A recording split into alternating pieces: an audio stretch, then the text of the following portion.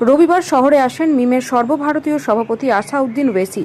সোমবার সকালে দলীয় প্রার্থী দানিশ আজিজ ও দলের কর্মী সমর্থকদের রানীগঞ্জে একটি মাজারে চাদর চড়ান ওয়েসি। তিনি বলেন, বাংলার মুসলিমরা সম্মানের সঙ্গে মাথা উঁচু করে থাকুক, কারো গোলামি যেন না করে, এটাই কাম্য। গত বিধানসভা নির্বাচনের থেকে এবার বাংলায় আমাদের দলের প্রার্থীদের ফল ভালো হবে। সত্যি কি ভালো রেজাল্ট করবে ওয়েসির প্রার্থীরা? এখনো পর্যন্ত মিমের কোনো প্রার্থীকে সেভাবে প্রচার করতে দেখা যায়নি। রেজাল্ট কি হবে সেটা অবশ্য জানা যাবে আগামী 4 তারিখ।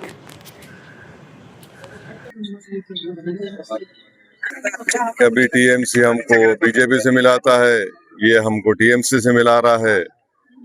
कभी बोलता है कि हम उनकी भी टीम है। हम सिर्फ जनता के आवाज हैं और हम हरगिज इस बात को कबूल नहीं करेंगे कि बंगाल के मुसलमानों की इंटीग्रिटी को कोई क्वेश्चन करे।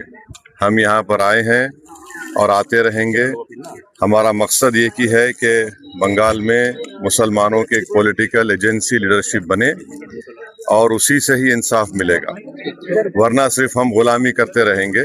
और इसीलिए हम चुनाव में लड़ रहे हैं, अपनी पार्टी के इलेक्शन कैंपेन में हिस्सा लेने आए हैं और हम जनता से बहुत सी बातों पर अपील करेंगे। ये दानिश, देखिए, पिछले बार इलेक्शन लड़े थे, कामयाबी नहीं मिली, मगर पार्टी से जुड़े रहे, जमीन पर मेहनत कर रहे हैं।